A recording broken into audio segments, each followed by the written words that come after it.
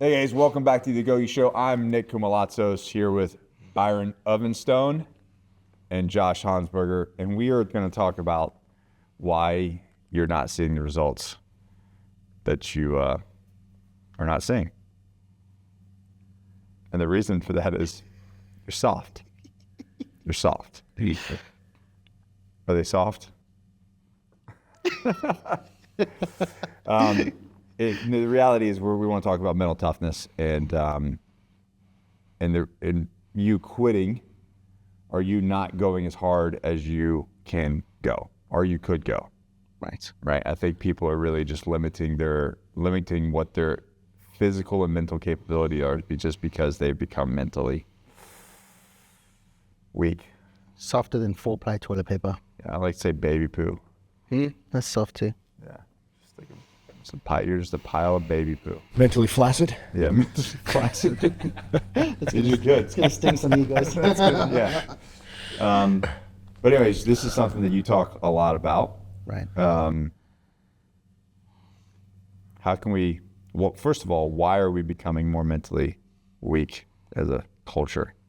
Because we don't do anything hard anymore. We've been told that our feelings matter and that it's okay not to be what you were born to be. It's okay not to have responsibilities, because if you don't feel like it, just don't do it. So, hey man, I don't feel like going to the gym today. So most of your ecosystem will be like, that's okay, Johnny. Sorry that you don't feel like it. Maybe you'll feel like it tomorrow. And they pat you on the back and bid you farewell. And then you wonder why you have 10 years of doing that. Why are you fucking miserable? Because you make promises to yourself and you break them. Byron 1.0 in London, fucking 2018, give or take, 300 pounds and 40% body fat. Diet starts Monday for 18 months. Right. It's a lot of Mondays, Byron. Right. Yeah. And then you're like shocked that you're fat as fuck and you hate the guy looking back. But for 18 months, you broke promises to yourself and you chose easy. And then shocked that you chose easy in all other areas of your life as well. Every time shit got hard, oh, well, I don't want to face this, so I'm going to escape through gaming or coffee or drinking or all of the other fucking vices.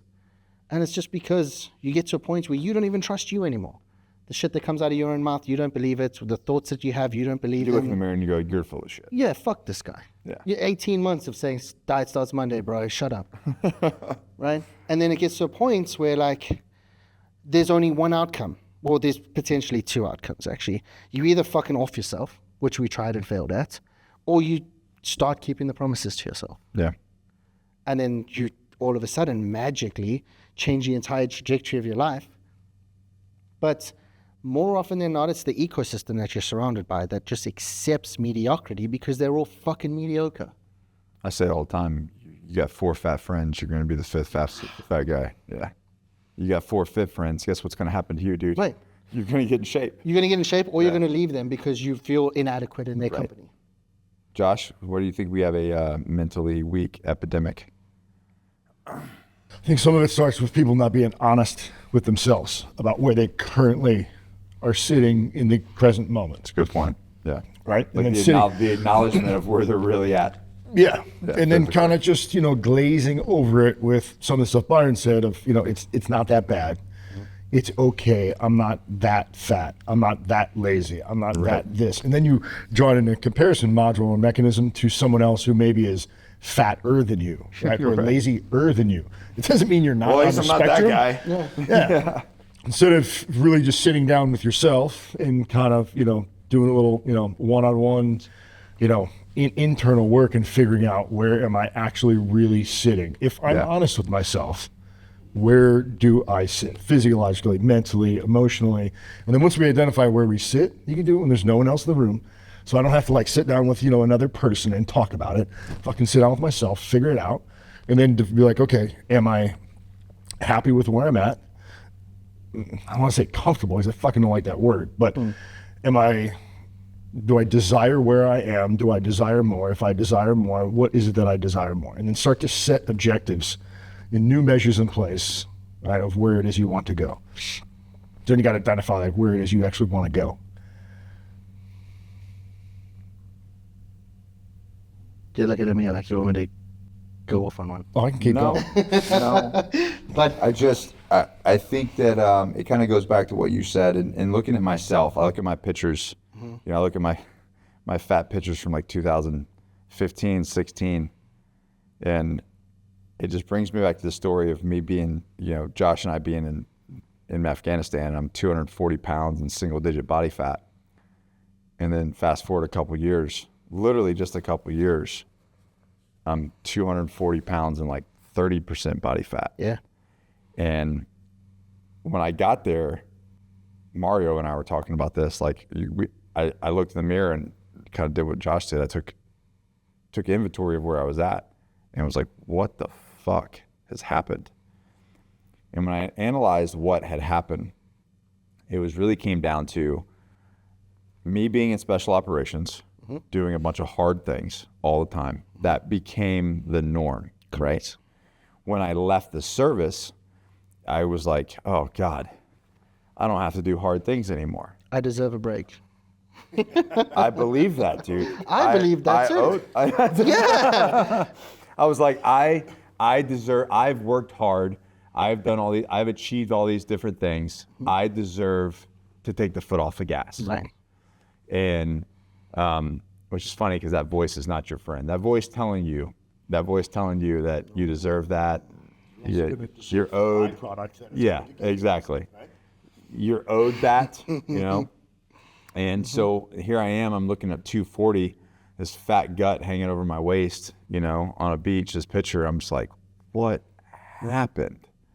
And what happened was I started choosing the easy road. Right. I chose to sleep in. I chose to eat what I wanted to eat.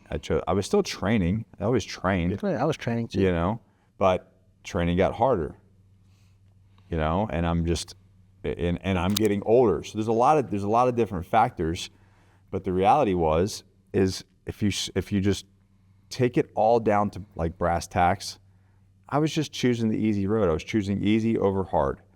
And when I had that, I remember Josh and I had a talk around that time, and it was almost like we had to get back to, because he went through a similar situation.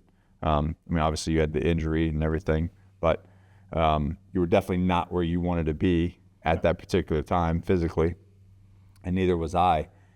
And I just had to rekindle my relationship with that kind of warrior mindset of you just kind of always choose hard over easy. You choose the harder path. Yeah. Because of the benefit on the back end.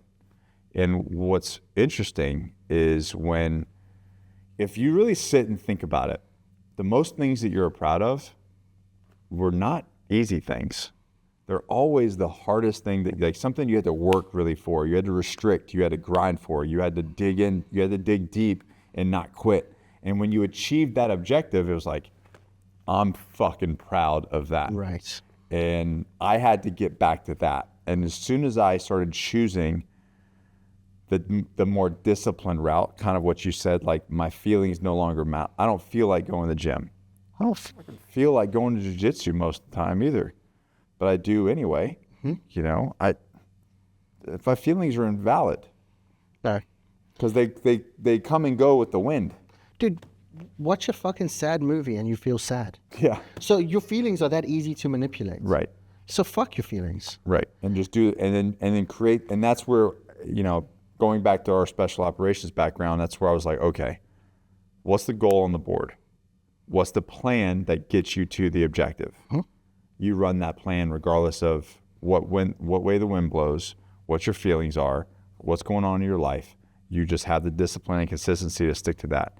And you know what? When I did, man, what I thought I was doing by like having a better life was actually creating anxiety and depression and frustration and sadness and doubt and lack of confidence. Because everything's going to shit. Everything is going to shit. Everything is going to shit as a byproduct of your nutrition and your training. Right. Nutrition, your value of your human self goes to shit. And to your like where you just said, like we're not challenging ourselves, or you both said that, like you're not challenging ourselves. That's where I think it comes down to is every single, and we talk a lot about this in the Agoge, but like you have to have a target to hit. If you're just flying by the seat of your pants, or you're just going through whatever, like you're never going to be able to maintain. You have to do some hard shit, find a challenge. And it doesn't have to be, you know, the crazy shit that we do, you know, but like find that 5K, sign up for it, set a date. Now you have something you're training towards. Correct. Right? And then from the 5K, maybe do a Spartan race, do a competition, start jiu-jitsu, do something that's going to push you outside of your comfort zone, because the net positive of that is going to be astronomical comparatively to the other way. Right. I think another thing that I kind of ask clients as well, right, is let's get real with what you really desire. Right? And I bring it back to like the park, you know, my kids at the park. Yeah. The fat people, the fat parents, and part of me, I'm human, man. I feel bad for them. The other part of me is like, well, you fucking put yourself there. Your choice, but You have a choice. right, so if you have a real conversation with that person, do you really think that they desire to be so fat and out of shape and unable to physically do anything that they just want to sit there and watch their kids play at the park? No. There's a child inside of all of us, Of right? course, That is yeah. like, man, Especially I wish men, we're I just could be big out kids. there, and how fun would it be to just be able to go on the slide or run through the monkey bars or do this thing. But then we counter it, or those people counter it with, well, you know, I don't really want to do that. Like bullshit.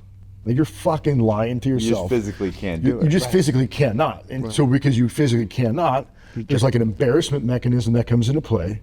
You don't want to push yourself out there to stumble and fucking fall and probably, you know, break your fucking nose because you can barely front of your step kids. and you can barely walk like over your kids. And then that other part of me, I just look at those kids and I'm like, fuck, like that kid doesn't even get the memories, right? They don't even get the experience to have their own parents Play with have them. fun with them and just Yeah. and be playful. Like, you know what I mean? I'm not a helicopter parent when I'm at the park. There's plenty of times where I just sit on the bench and I just watch them. Watching Right? them like, you're going to eat shit, kid, but run the Yeah, fucking play. like because you know, like they need to have that interaction. They need to be kids themselves. Yeah. They need to dick around. They need to skin their knees, and they need to do all this stuff. But I know in me that when it's go time, like I'm gonna jump up there. I'm gonna scare the shit out of them. I'm gonna chase them and find them, right? And then I'm gonna roll around and do somersaults with them on the ground. And I have the ability to do so. So I can sit on the fucking park bench and maybe text on my phone or send a message to clients or just watch my kid have fun. But when it's go time, I can get up there. And I always just look at those other people and I think like, man, I bet you want to be able to go up there with your kid. How much more fun would you be having at the park with your child and in life if you could get up there and have fun with them? I think the other benefit doing challenges is you're building your mental resilience. If you choose the hard way all the time, and it does something to your stress inoculation. So, For sure. so when life punches you in the balls, which it will, like welcome to life on Earth. Right. Like you're gonna get kicked in the balls. It's gonna happen. The question is how do you react? How do you able to handle it? And for those that really just choose a hard way all the time, when hard things come, it's like it's not really that big of a deal. Like this is not it's fucking Tuesday. Run it. You know what I mean? I just did a 32-degree ice bath at 5 a.m.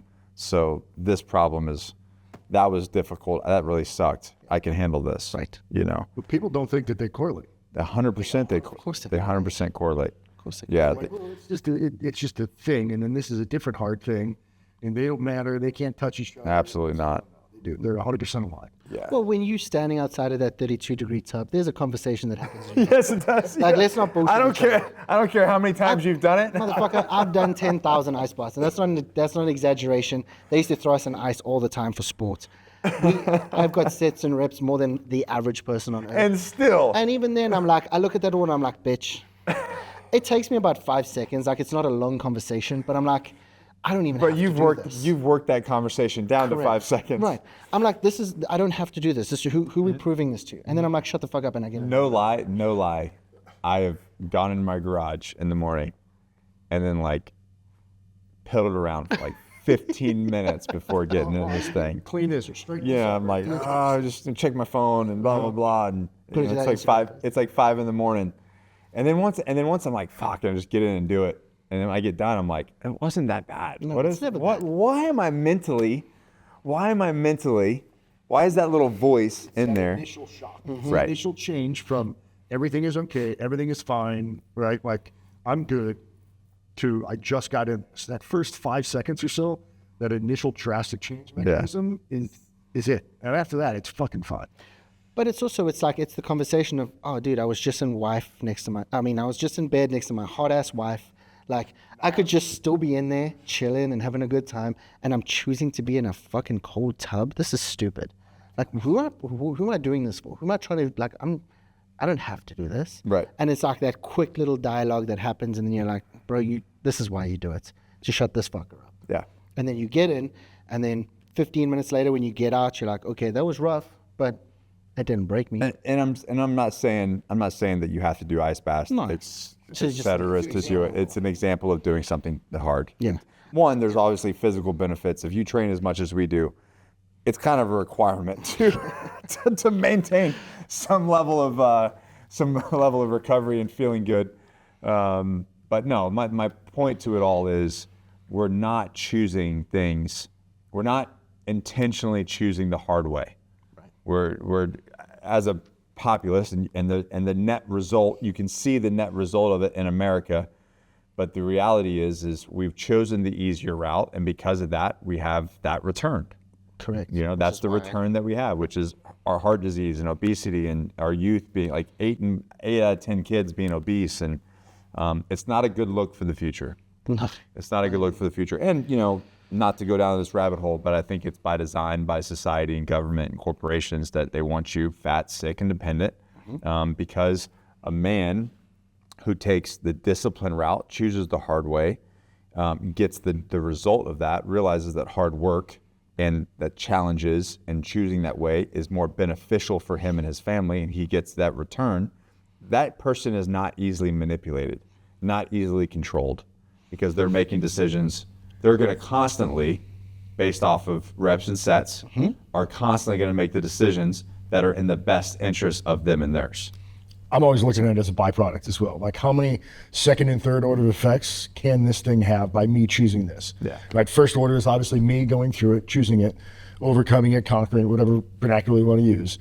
Second, third order effects, my kids, if they're watching it. Even if they're maybe not doing everything right, because they're kids and they still have, you know, different navigational approaches, right? They're watching me do that. So it's setting the tone and setting the example by performing the example, not just speaking about it, actually performing and walking as the example. And then they're wanting to do it. Then they want to, Yeah. and then I'll you know, eavesdrop on conversations, and you hear them, the way that they speak and the manner and the things they talk about. I'm like, oh shit, they're listening. Like, I didn't have to tell her, you know, to do this or, you know, eat like this or train like this. I mean, yes, I do, but I just trickle it in like anything else with parenting. And now I'm watching them choose the hard stuff. They're choosing the hard actions. And then they have teammates that throw in sports. That's a great point, man. It's a compounding effect. That gets Second, me third order That effects. gets me super frustrated when I see parents expect this level of discipline, expect this level of output from their kids that are in sports, and then the fat dad on the sideline of the soccer field is like, do this, do that. I'm like, hey, asshole, like, you can't do it. Like, you're eating a fucking Twinkie and drinking a beer while your kid's fucking crushing sports. Yeah. And you're telling him what to do? Yeah. Shut the fuck up, fat boy. Yes. You don't know what the fuck you're talking about. Back in high Shut school, up. I used to be able to do this. Yeah, in your prime. Honestly, I was watching, we watched a movie the other day, and I was like, most people peak at high school. Yes. It's the best time of their life, which is why they always revert back and have that conversation over and over again. Once they leave school, they have nothing to be proud of. Because they take their foot off the gas, they stop doing hard stuff, and that's it. The last book they read was at school. The last challenge that they did was at school. The last anything that they did was back when they were still at school, which is why they fucking suck now. Yeah. They've had 20 years of foot off the gas, just being a fucking useless slob. That's a great point. That's sort of even a better point of doing, not even for your benefit, but for setting the example. Yeah. Like, you have to set the example. And if you want your kids to have a good life, well, they can be them choosing the easy road all the time. So we can't complain about this next generation Unless you're- that they're soft, that they're weak, that they're, you know, unable or unwilling or unwanting or undesiring or whatever. Okay. Let somebody else's kid be that person, right? I'm going to do the best that I can to hopefully instill that mine are not going to be that. And then anybody that they surround themselves with or I come in contact with. Life, because life's going to kick them in the balls too, and they got to be able to withstand the hardships of everything. And I mean, if you can just drill that down into your training alone. You just drill it down to your training alone. Every other area of your life will benefit from it. Through the roof. Through the roof. Literally through the roof. But to go back to what you guys were saying when you had like that conversation in the mirror, I did exactly the same thing. I had a ceiling to floor mirror, and I stood in it butt ass naked. And I had like a 20-minute conversation with myself. And it wasn't friendly. It was like, hey dude, I wouldn't want to sleep with you. I'm not proud of you. So who the fuck would be? You know what I mean? Like, you're gross. Right, Get your you're shit fucking together. disgusting. 40% body fat. Yeah, you make money, but who cares? Yeah. Like, you're a fucking slob and you're an embarrassment. And then when I went one step further and I touched on what you said about being proud, and I was like, dude, the last time I was actually proud of myself was when I left a sports field, which was like 6 years ago. So in 6 years, I've done fuck all. And then when you actually have that conversation, you're like, shit, dude, I just wasted 6 years of my life. And that's what most people have done. They've just wasted spans and spans of life. And then they're shocked that they're miserable, depressed, anxious, suicidal, and the list goes on. But it's because they've not done anything worth being proud of since whenever the last thing was. that voice is a lie. But thankfully, right, once you came to that awareness factor, so I tell people too, is you can't hide from it anymore. Oh, no, You've now found it. Yeah. A lot of people don't want to go there in the first place because you become aware to it. Now you have to be held accountable to it. And thankfully, like you became aware of it. Right. You said those things, to yourself, and then you didn't fucking bury yourself down. Right. You use it as a new baseline, a new foundation. Say, okay, I know where I am. I have an clear understanding of where I am, where I do not want to be, and I need to go. I'm a little bit of a sadistic fuck too. So I took a photo of myself and I printed it, stuck it on that mirror. And every day I looked at him and I was like, I will never be you again. And that was what I committed to. And on the back of that photo was my height, my weight, my fucking waistline. You created a vision. Right. You created a vision to follow. Correct. Yeah. And it's similar to what we do in the Agoge. Hey man, this is what you want. This is where you are. Let's just plot the route between the two and run the play. Yeah. And it's going to be uncomfortable. It's going to be hard. And your future self will thank your present self for doing the hard shit. Correct. And you know who else benefits from it? Not just you, but your wife, your kids, your entire fucking bloodline. So run the play. Shut up. So guys, because if you don't feel like doing something today, Nick, I don't really give a fuck, dude. Like, I need you to do it. I need you to do it. You need me to do certain things, regardless of my feelings. I send those messages all the time. I'm like, Byron, I need you to do this. Right. I'm busy. I don't really care. I don't give a fuck. It's got to get done. I've got 500 things on my to-do list. Cool. Now you got 501, bitch. Shut up. Right? Yeah. Run the fucking play. Yeah. So why are we conditioning our kids to choose easy? Why are we accepting it from everyone else when the real world, the moment we step outside of our door, it's not accepted? Right. You go to your boss and you say, hey, boss, I don't feel like coming to work today. Your boss says, fuck you, I don't give a shit. Come to work or find another job. Right. But we're allowing it to happen in our own life and we allow it from ourselves first. Make it make sense. It fucking doesn't. So shut up about your feelings. If you want to become more mentally resilient, choose hard over easy every single time. Your stress will be able to go, your stress inoculation is going to go up. You're going to be able to handle things in all areas of life. Choose a challenge. And if you need a challenge, there's a link below.